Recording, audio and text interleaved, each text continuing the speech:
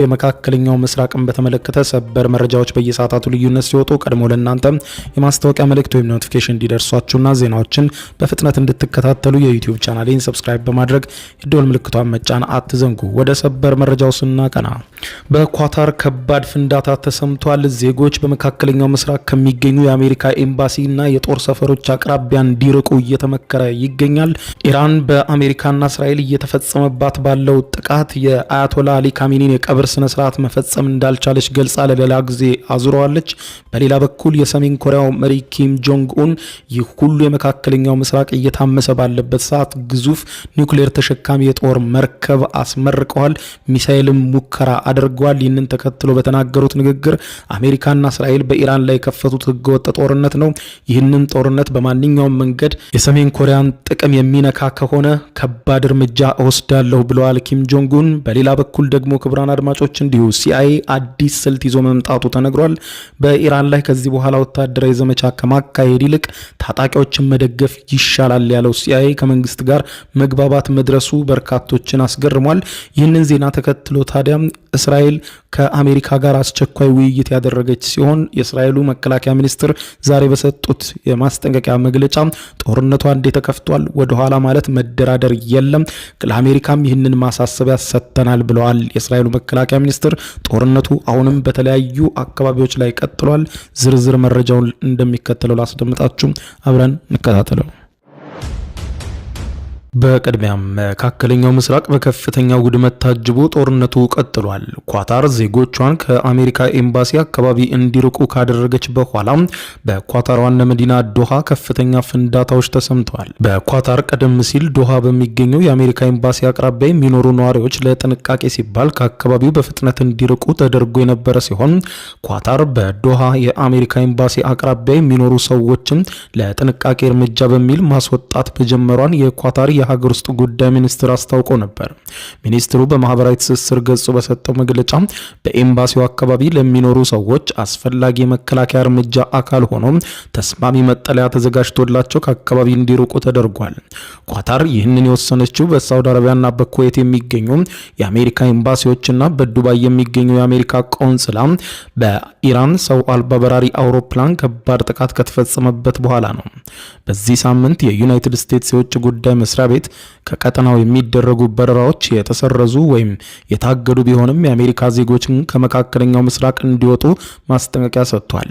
የአሜሪካ መንግስት በተባበሩት አረብ ኤምሬትስ፣ ሳውዲ አረቢያ፣ ዮርዳኖስ ላሉ የአሜሪካ ዜጎች አውሮፕላኖችን በማዘጋጀት ለማስወጣት ከፍተኛ ጥረት እያደረገ ይገኛል። ሆኖም ኳታር ከዛሬ ማለዳ ጀምሮ ከባድ የሆነ ፍንዳታ አስተናግዳለች። በዚህ እንዳለ እስራኤል በቤሩት የፈጸመችው የአየር ድብደባ ከባድ ቁሳዊና ሰብአዊ ኪሳራም አድርሷል። እስራኤል በቤሩት የምትፈጽመውን የአየር ድብደባ አሁንም እያበረታች ሲሆን የሊባኖስ መገናኛ ብዙሃን ምሽቱን እንዳወጣው ዘገባ ከሆነም በተፈጸመው ከባድ ጥቃት በርካታ ሰዎች መገደላቸውን ዘግቧል። ቀደም ብሎ የሄዝቦላም በርካታ የማዘዣ ማዕከላትን መትቻለሁ ስትል እስራኤል ያስታወቀች ሲሆን የሊባኖሱ መገናኛ ብዙሃን የእስራኤል ድሮን በሊባኖስ በሚገኝ የፊሊስጤም ስደተኞች መጠለያ ጣቢያን መጥቷል ሲል ተካሰዋል። የሆነው ሆኖ አሁንም የመካከለኛው ምስራቅ ሀገራት የፍንዳታ ማዕከል ሆነዋል። ኢራንም በበኩሏ እጅግ በርካታ ቦታዎች ላይ ከባድ ፍንዳታ ያስተናገደች ሲሆን በመቶ ሺዎች የሚቆጠሩ ነዋሪዎችም ተፈናቅለዋል። አሜሪካና እስራኤል በጋራ እያካሄዱት ያለው ጥቃት እየበረታባት የምትገኘው ኢራን የሟች መሪዋን አያቶላ አሊ ካሚኒን ቀብር እንኳን ማካሄድ ሳትችል ቀርታለች። አሜሪካና እስራኤል በቅንጅት የሚፈጽሙት ጥቃት እየተጠናከረ መቀጠሉን ተከትሎም በትናንትናው ዕለት ምሽት ይጀምራል ተብሎ የነበረው የኢራን ባለስልጣናት የጠቅላይ መሪውን አያቶላ አሊ ካሚኒን የሚቀብሩበት ስነ ስርዓት ወደ ሌላ ጊዜ መተላለፉን ይፋ አድርገዋል። የኢራን መንግስት ማዕከላዊ ምክር ቤት ኃላፊ የሆኑት ሰይድ ሞህሴን ታስኒም ለተባለው የዜና ወኪል እንደተናገሩት የቀብር ስነ ስርዓቱ አመቺ ጊዜ እስኪፈጠር ድረስ እንዲዘገይ ወስነናል ብለዋል። ረቡዕ ዕለት ተጀምሮ ለ3 ቀናት ይቆያል ተብሎ የነበረው የአያቶላ አሊ ካሚኒ የቀብር ስነ ስርዓት እንዲዘገይ የተደረገው በርካታ ህዝብ መሪውን ለመሰናበት ባለው ፍላጎት ለታዳሚው የሚበቃ የጸሎት ስፍራ ለማዘጋጀት ነው ብለዋል። የካሚኒ ቀብር ተከትሎ ተተኪያቸው ይፋ እንደሚሆን እየተጠበቀ ሲሆን ለስድስተኛ ቀን የቀጠለው ደም አፋሳሽ ጦርነት ግን እስራኤልና አሜሪካም ከቀን ወደ ቀን ጥቃታቸውን እያጠናከሩ ቀጥለውባታል። ይህ በዚህ እንዳለ ኢራንም በበኩሏም በመካከለኛው ምስራቅ የአሜሪካ ጥቅሞችና በቀጥታ በእስራኤል ላይ የምትሰነዝረውን ጥቃት እሷም በከፍተኛ ሁኔታ አበርትተዋለች። በመላው መካከለኛው ምስራቅ እየተካሄደ ባለውም በዚህ ጦርነት ከባድ ጉዳትና ኪሳራ የተስተናገደ ሲሆን በሊባኖስ፣ በኢራን፣ በዩናይትድ አረብ ኤምሬትስ ከፍተኛ የሆነ ኪሳራ ታይቷል። በበርካታ የመካከለኛው ምስራቅ ሀገራት አሁንም በረራዎች እንደተቋረጡ ሲሆን ከዛሬ ነገ የጦርነቱ አቅጣጫ ወዴት ያመራል የሚለውን ጉዳይ ማንም መመለስ ወደማይችልበት ደረጃ መሸጋገሩ ነው እየተዘገበ የሚገኘው። ይህ በዚህ እንዳለም ጦርነቱ ከተጀመረ ጊዜ ጀምሮ በዝምታ ውስጥ የቆዩት የሰሜን ኮሪያው መሪ ኪም ጆንግ ኡን በዛሬው ዕለት ለሰሜን ኮሪያ የመጀመሪያ የሆነውን የኒውክሌር ተሸካሚ ግዙፍ የጦር መርከብ በዛሬው ዕለት አስመርቀዋል። ኪም ጆንግ ኡን በዛሬው ዕለት ይህንን መርከብ ሲያስመርቁ ግዙፍ ርቀት የሚጓዝ ኒውክሌር ተሸካሚ ሚሳኤልም እንዲሁም የተኮሱ ሲሆን ኪም ጆንግ ኡን ከሚሳኤል ተኩሱና ከመርከቡ ምርቃት ላይ ተገኝተው ባደረጉት ንግግር እንዳሉት ከሆነ የመካከለኛው ምስራቅ ላይ የተከፈተውና ኢራንን እያጣደፏት የሚገኙት አሜሪካና እስራኤል ባንዳች የሰሜን ኮሪያ ጥቅሞች ላይ ማናቸውንም አይነት ጥቃት ከሰነዘሩ ወየውልኝ ሲሉ ዝተዋል።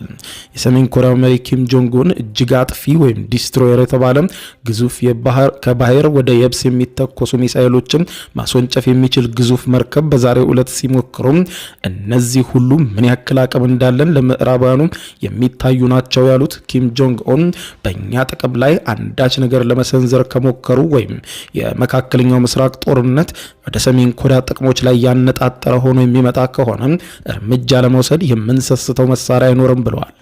የሰሜን ኮሪያ ይፋዊ የዜና ወኪል የሆነው ኮሪያን ሴንትራል ኒውስ ኤጀንሲ ወይም KCNA እንደዘገበው በሀገሪቱ ምዕራባዊ ክፍል በሚገኘው ናምፖ በተባለው የመርከብ ግንባታ ጣቢያ ተገኝተው ነው ንግግር ያደረጉት ኪም ጆንግ ኡን የባህር ኃይላችን ከውሃ ስርና ከውሃ በላይ ሆኖ ማጥቃት የሚችል አቅም እጅግ ፈጣን በሆነ ሁኔታ እያደገ ነው ያሉ ሲሆን አሁን ላይ አሜሪካ የምታደርገውን ጫና ለመቀነስ ሲባል እንዲህ አይነት የጦር መርከቦቻችን በከፍተኛ ፍጥነት በብዛት ይመረቱ ሲሉ ትዕዛዝ መስጠታቸውንም ተገልጿል።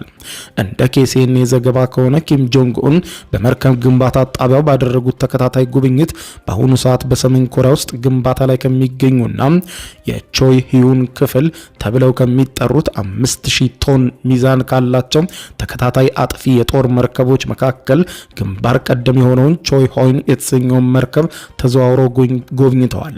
በጥብቅ አገራቸው ኢራን ላይም ከሰሞኑ የተፈጸመውን ጦርነት በተመለከተ ንግግር ያደረጉት የሰሜን ኮሪያው መሪ ኪም ጆንግ ኡን ፈጽሞ ተቀባይነት የሌለው ብለውታል። በሌላ በኩል የአሜሪካው የስለላ ድርጅት ሴንትራል ኢንተለጀንስ ኤጀንሲ ወይም CIA በኢራንን ቀጥታ ከመዋጋት ይልቅ ታጣቂዎችን ማገዝ እንደሚሻል ውሳኔ ለመድረሱም ተሰምቷል። CIA እንዳለው ከሆነ የአሜሪካ የጦር ስልቷን መቀየር እንዳለባትና የኢራንን አገዛዝ ለመጣል ካስፈለገ በተለይም ደግሞ በቀጠናው ላይ የሚገኙ የኩርዲሽ ታጣቂዎችን ማስታጠቅ እንደሚገባ በሚስጥራዊ መረጃ ከመንግስት ጋር መግባባት ላይ መድረሱን የአሜሪካ መገናኛ ብዙሃን ሾልኮ የደረሰን መረጃ አረጋግጠልን ሲሉ ዘግበዋል። በምዕራብ ኢራን አካባቢዎች የሚንቀሳቀሱት የኩርድ ታጣቂዎች በቀጠናው ከፍተኛ ጥቃት እያደረሰች የምትገኘው ሀገር ከውስጥ ጫና ውስጥ ለማስገባት ወታደራዊ ኃይልና ትኩረቷንም ለመከፋፈል ከፍተኛ ሚና እንደሚኖራቸው በCIA እንደታመነበት የዘገበው መገናኛ ብዙሃኑ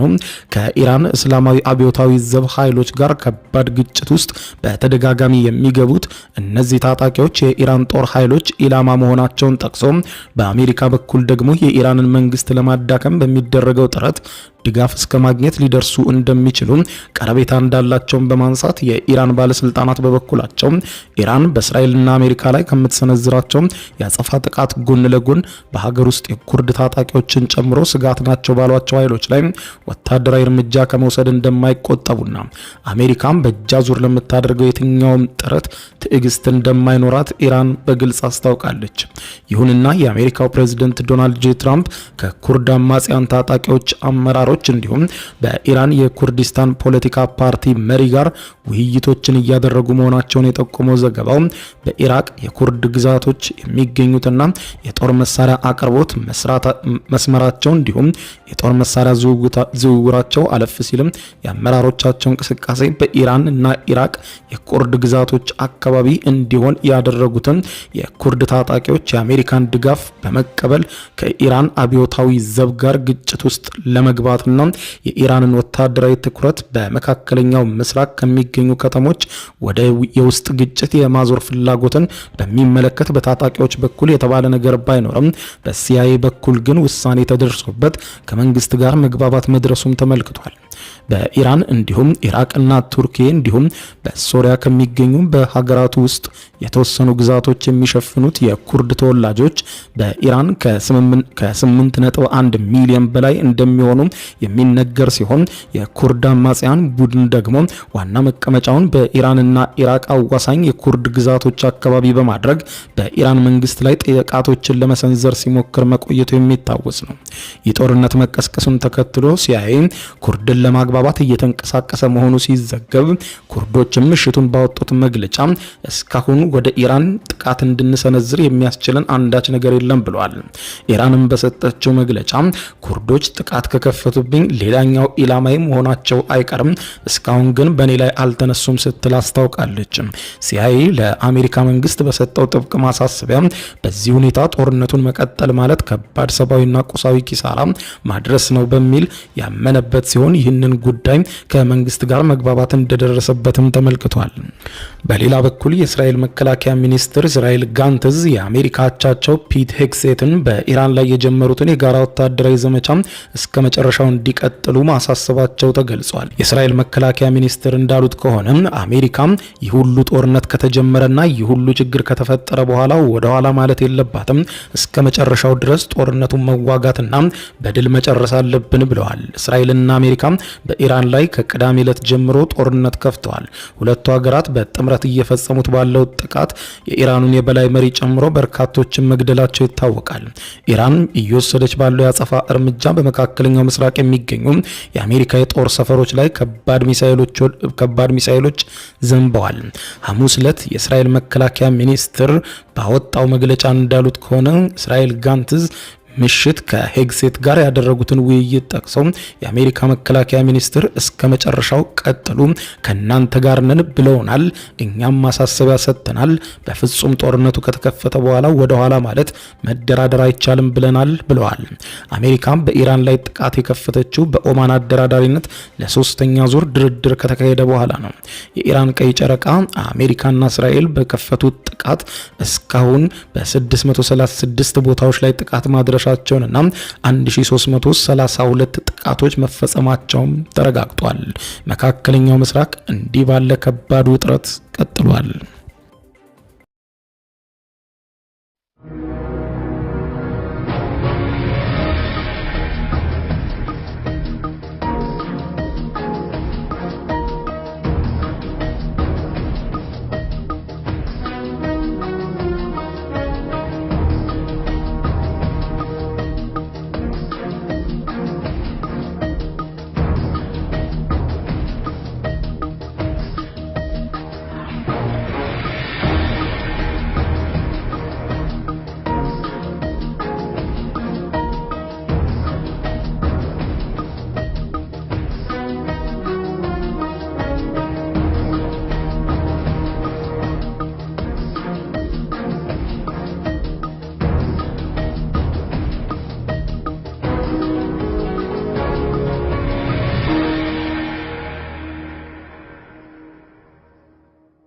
የዩቲዩብ የስኬት ሚስጥሮችን በዝርዝር የያዘው የአቤል ብርሃኑ የወይኗ ልጅ መጽሐፍ ሁለተኛ እትም በገበያ ላይ። ዩቲዩብ ለመጀመር በአጭር ጊዜ ስኬትን ለመቀዳጀት አስበዋል?